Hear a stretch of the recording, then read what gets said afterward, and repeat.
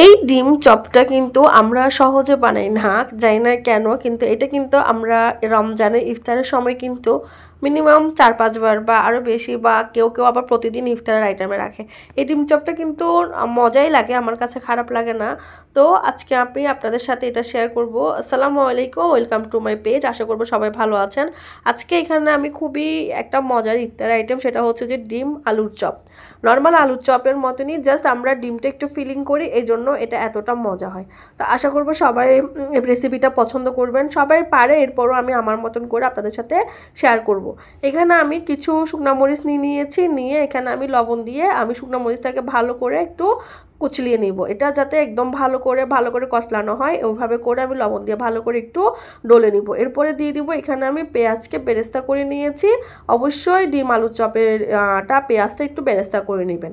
এরপর আমি দোনোটাকে ভালো করে মাখিয়ে এক সাইডে রেখে দিয়েছি। এখানে আমি কিছু আলু সিদ্ধ করে নিয়েছি। আপনারা যেভাবে করে আপনারা বানাবেন, আপনারা যতটুকু আলু নেবেন আপনাদের পরিমাণ মতো আপনারা পেঁয়াজ আর মরিচটা নেবেন। এরপর আমি আলুগুলোকে ভালো করে এখানে কচলিয়ে নিব, ভালো করে আলু ভর্তা বানিয়ে নেব। এখানে অনেকেই গরম মশলা ব্যবহার করে, অনেকে জিরার গুঁড়িটা ব্যবহার করে, বাট আমার কাছে মনে হয় যে আলুর চপটা একটু প্লেন থাকলেই বেশি ভালো লাগে।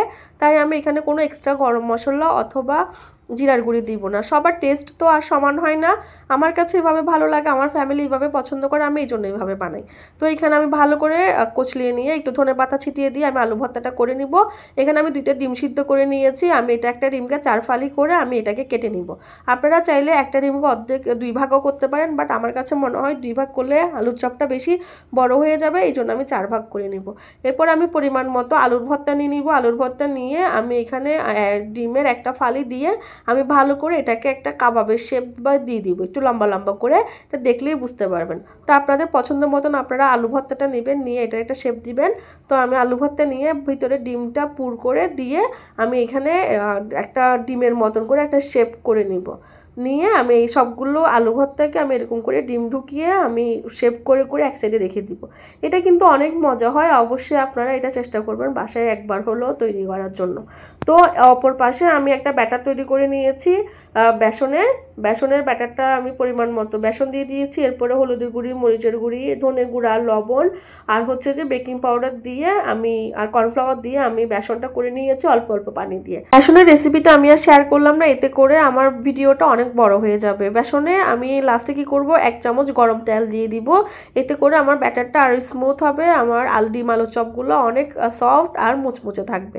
এরপর আমি অপর পাশে একটা ফ্রাই প্যানে আমি পরিমাণ মতো তেল দিয়ে দিব। তেলটা ভালো করে গরম করে আমি এখানে দিয়ে দিব আমার ডিম আলু চপগুলোকে ভালো করে একটু ব্রাউনিশ করে, দোনো পাট এপিট ওপিট ভালো করে ব্রাউনিশ করে আপনারা নামিয়ে ফেলবেন। হয়ে যাবে আপনাদের অনেক মজাদার ডিম আলুর চপ। অবশ্যই এটা একটু তৈরি করবেন, এটা কিন্তু একটু ইউনিক টাইপসের নাস্তা হয়, এটা সবাই পারে। এরপরও চেষ্টা করবেন যে মানে খুব সহজভাবে তৈরি করতে, এতে করে ইফতারে একটু ভ্যারাইটিস আসলে নিজের কাছেও ভাল লাগে, ফ্যামিলির সবাই একটু খুশি হয়। এটা কিন্তু অনেক মজা হয়, নর্মাল আলুর চপের মতনই, বাট একটু ডিমটা দেওয়ার কারণে এটা পুরাটাই চেঞ্জ হয়ে যায়। তো আশা করবো আজকের ভিডিওটা আপনারা পছন্দ করবেন, আর আমার পাশে থাকবেন, আমাকে লাইক কমেন্ট অ্যান্ড শেয়ার করবেন, আমাকে ভালোবাসা দিবেন, এতটুকুই আপনাদের কাছে চাওয়া। কোনো ভুল ত্রুটি হলে এগুলো ক্ষমার দৃষ্টিতে দেখবেন। তো আশা করব ভালো থাকবেন, আর এটা অবশ্যই বাসায় বানাবেন, বাচ্চারা বড়রা এটা কিন্তু খুব খুশি হয়। আমি ঝালটা একটু বেশি দিয়েছি, আপনারা আপনাদের পরিমাণ অনুযায়ী ঝালটা দিবেন, আর মশলাটা আপনাদের পছন্দ অনুযায়ী। ভালো থাকবেন, আসসালামু আলাইকুম।